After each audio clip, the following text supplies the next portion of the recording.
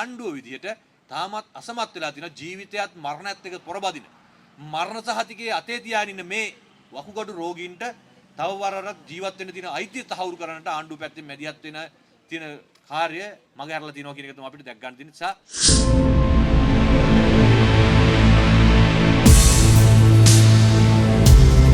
අද මේ කටයුත්තට එනකොට ඔබතුමාලා දකින්න ඇති මේ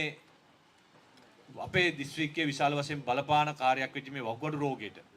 පිළිබක් විදිහට කරන කරුකාරණා වලට මොනතරම් රාජ්‍ය මැදිහත් වීම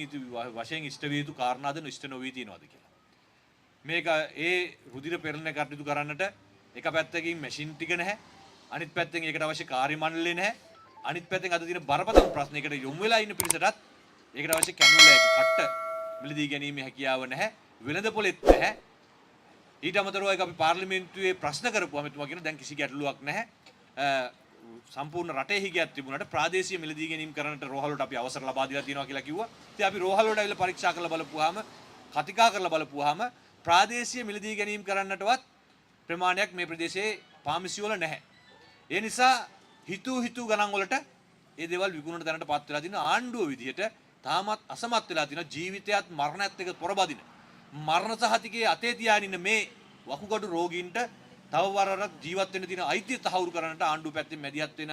තියෙන කාර්ය මග හැරලා තියෙනවා කියන එක තමයි අපිට දැක් ගන්න නිසා අපි කියන්නේ ආණ්ඩුවට මේ ජනතාවගේ මේ දුකට ඉක්මනින් ඇහුම්කන් දීලා මේ කාර්යභාරය ඉක්මන් කරලා මේවා සුලභව